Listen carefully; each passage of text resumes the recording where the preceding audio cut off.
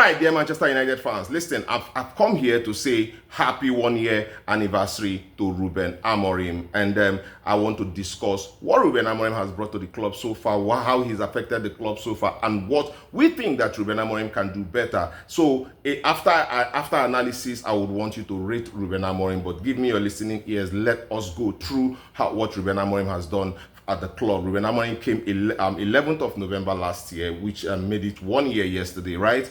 And when he came in, he talked about Manchester, he talked about the philosophy at the club, the mentality at the club, and all of those things had to change. And he was going to start immediately, right? And when you look at last season, I think it was a time where he had to test run his philosophy, the mentality, the culture, and everything. And we saw a shift in all of those things. The shift in mentality, a shift in culture. You know, culture had to do with how the players turn up to training, what the players eat, you know, the dressing room rituals and all of those things. That's actually the culture. And we saw that Ruben Amorim was trying to make sure that he changed all of the negativities that has been embedded in the culture of Manchester United. Also, he talked about the philosophy. This is how he wants to play, how he sees football, how he understands it, and how he wants to channel the football. And you know, all of those things, he actually has to get players. And then he talked about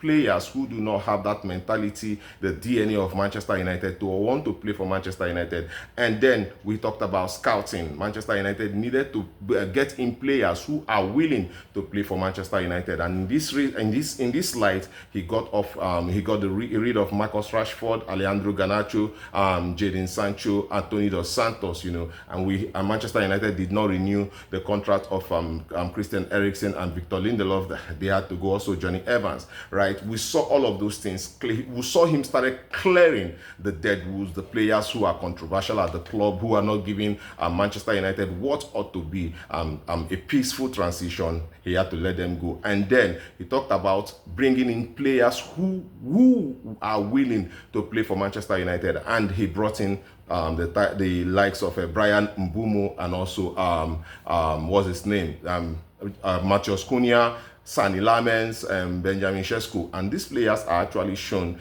desire to play for Manchester United, and that is very, very important, right? Good.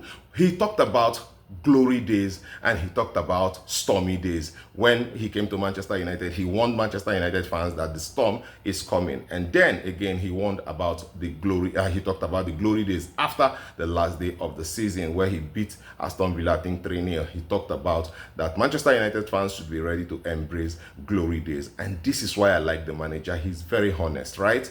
He talked about the storm coming. The storm came. And now he talked about the glory days. And Manchester United in the month of October and November are beginning to see something like that. Manchester United can now boast that, oh, we are 5 games unbeaten, right? We are seeing what it could be having Manchester United put in a run of wins, I know, and going unbeaten for some time. And that is very, very interesting for Manchester United. And if you look at this season again, he's played 11 games, right? And if you look at the top 7 of the league, in the league table, the top 7 in the league table, we will see Arsenal, Man City, we will see Chelsea, Sunderland, Tottenham, Aston Villa, Manchester United, and Liverpool, right? And I want to tell you that in this top 8, Manchester United have played everybody there except Aston Villa. That is massive. And after playing everybody in that in the top 8, Manchester United is just 4 points off the people in second, which is Man City. And this is a massive upgrade for Ruben Amorim. Manchester United could have also been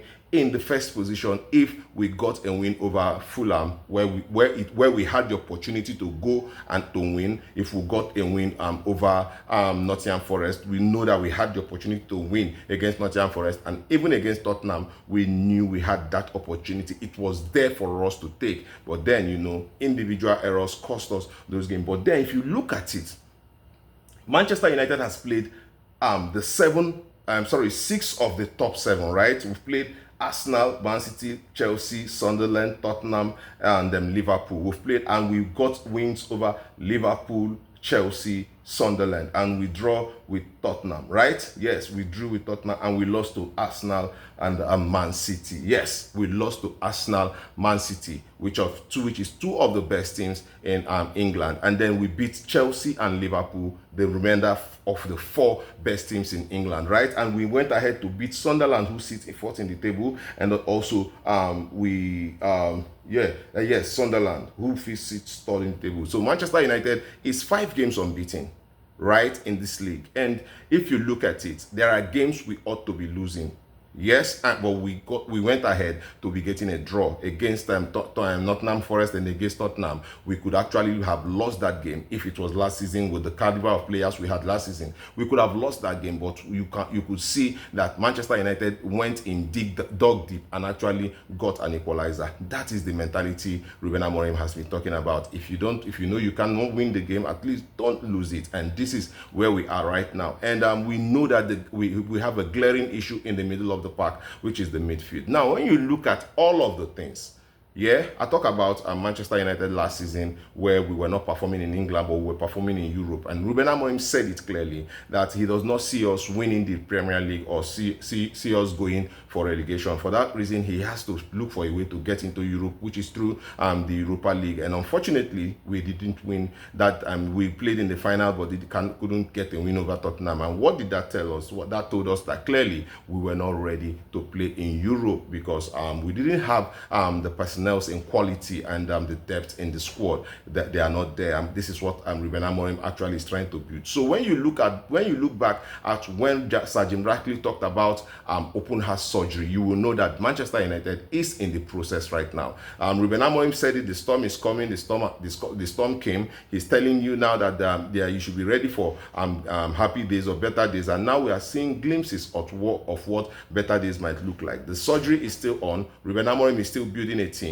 But Manchester United is looking like it's having better season than last season. They are getting wins that they would have easily lost, and they are getting draws that they would have easily lost also. So if you look at it overall, Ruben Amorim is bringing some level of discipline, some level of positive mentality, and then a philosophy that can guide the club into glory days. What we just need as fans will be patience for the manager, and then incredible support, just like what the Old Trafford faithfuls do. So guys, tell me your rating.